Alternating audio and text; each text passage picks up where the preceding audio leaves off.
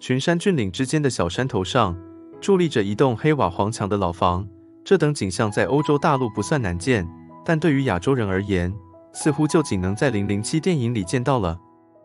由此行的住宿地点 Gasthof Simony 步行跨过 Seestrasse 大街，走到哈尔施塔特岩洞的缆车站，仅约12分钟的路程，故此处几乎成了哈尔施塔特的必游景点。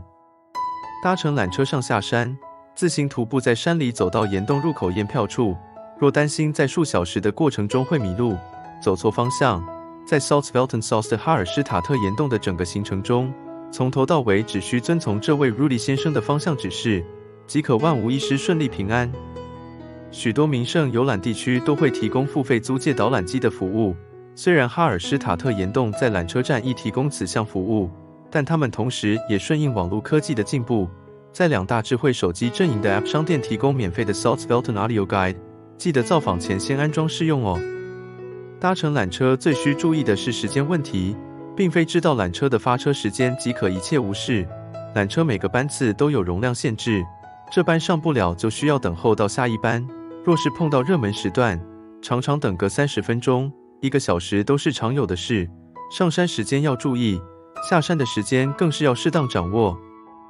哈尔施塔特岩洞的缆车是以轨道方式行驶，上下2层的缆车在近乎45度的山壁上缓缓而行，过程没有吊绳缆车那般惊险，平缓慢行可以让游客细细品味哈尔施塔特湖的美。随着缆车缓缓上行，高度渐渐爬升，缆车站旁的房舍慢慢变小，到最后变得仿佛乐高玩具的小房子一般。山顶缆车站旁设有一间 Berg Restaurant Rudolf Sturm 景观餐厅，两者之间架有一座铁桥提供游客往来。著名的 World Heritage View 悬臂式平台位于其前方。虽然餐厅距离看似不会太远，但走起来还是需要些许时间，所以到达山顶缆车站后便需立即决定右转往餐厅或是前行去岩洞。突出山壁边缘12公尺悬臂式平台 Skywalk， 游客们可以尽情地在此鸟瞰哈尔施塔特湖的山光美景。此为哈尔施塔特缆车行程的一项免费设施，以及只要上到缆车站的人都可到此欣赏美景。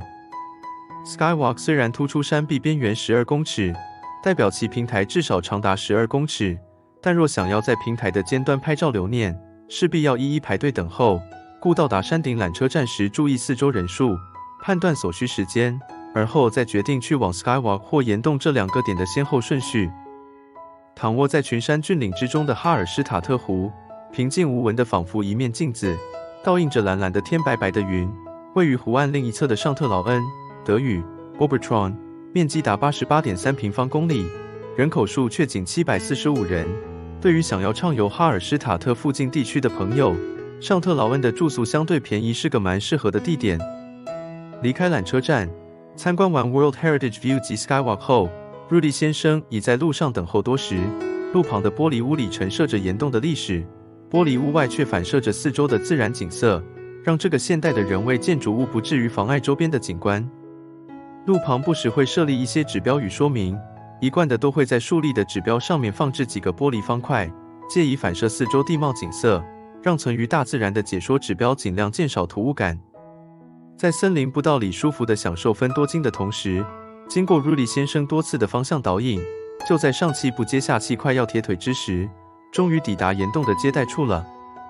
进入岩洞的接待处后，除排队等候每一场的进场时间外，验票入内后还要经过换穿单位提供的服装、寄放包包等作业，依然费时不少。一切就绪，大伙继续排队步行，顺着古朴的廊道往上面的方向走往岩洞入口。岩洞内部存有2阶段的溜滑梯，所以参观岩洞的高度海拔势必是由高而下。抵达岩洞入口后，仍需等候该梯次的所有游客皆已到达，才会集体出发入洞。每位游客更换的服装颜色有所不同，颜色的取决完全是以游客的体型来决定。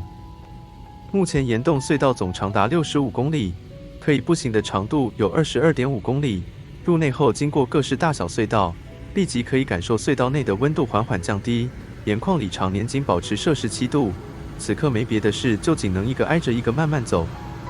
第一阶段的溜滑梯提供给游客适应练习，让大家先了解滑行的方法，并留意相关注意事项。这个阶段的溜滑梯长度并不算长。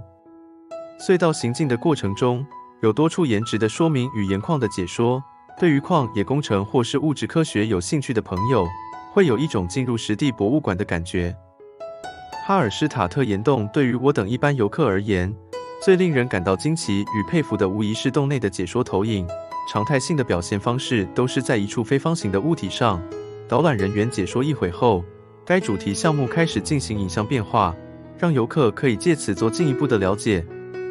导览人员在说明盐矿内各式矿石的种类时，没一会，下方最大的那颗矿石就成为投影幕，矿石的相关说明立即呈现其上。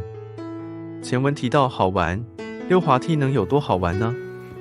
滑梯角度极陡，长度不明，在一个密闭的环境滑向未知，这种感觉请您自己看看才会明了。